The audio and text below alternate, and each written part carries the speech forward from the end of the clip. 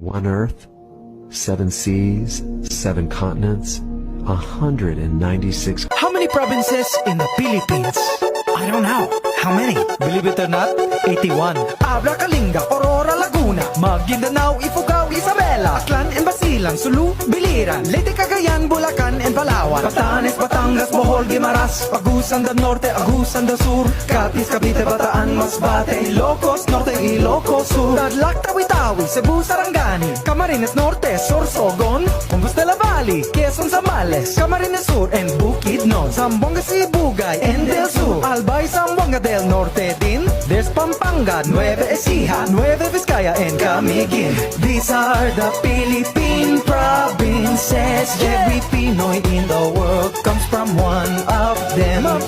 These are the Philippine provinces. There are 7,107 islands.